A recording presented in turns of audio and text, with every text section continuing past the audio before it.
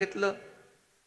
तुम्ही त्यांच्या मांडीला मांडी लावून बसू लागले आणि जे हिंदुत्वाच्या विरोधामध्ये जे लोक भूमिका घेतात त्यांच्या बरोबर आपण असंघाशी संघ केलात, सरकार स्थापन केलं आणि तेव्हाच खऱ्या अर्थाने बाळासाहेबांचे विचार आपण सोडले, बाळासाहेबांची भूमिका आपण सोडली।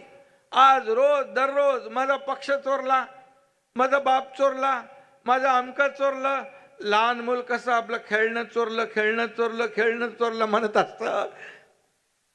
अरे काय म्हणावं याला? बाळासाहेब चोरायला का ते काय एक वस्तू होती?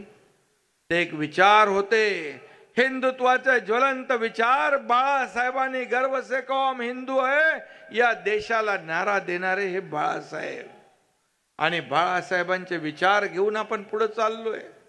आज मी आपल्याला एवढंच सांगतो की हिंदुत्वाचं ढोंग करायचं आणि सत्तेसाठी हिंदुत्व विरोधकांना साथ द्यायची असली नाटकं या देशातली जनता, या महाराष्ट्रातली जनता सुज्ञ आहे आणि त्यांना माहित आहे की हिंदुत्वाशी बेईमानी करणाऱ्या आणि भगव्या झेंड्याचा अपमान करणाऱ्या लोकांना जागा दाखवण्याचं काम या महाराष्ट्रातली जनता करेल।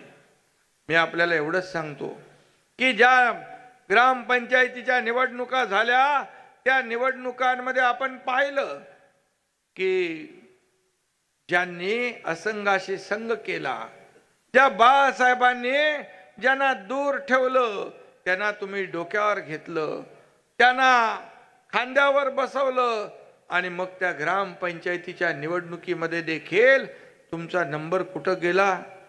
असेच किती नंबर आहे काहीच माहित नाही।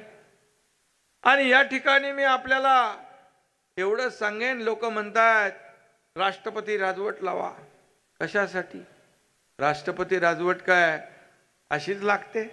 आज या राज्यामध्ये 210 आमदारांचं बहुमत आपल्या सरकारच्या पाठीशी आहे, तुमच्या या सरकारच्या पाठीशी आहे।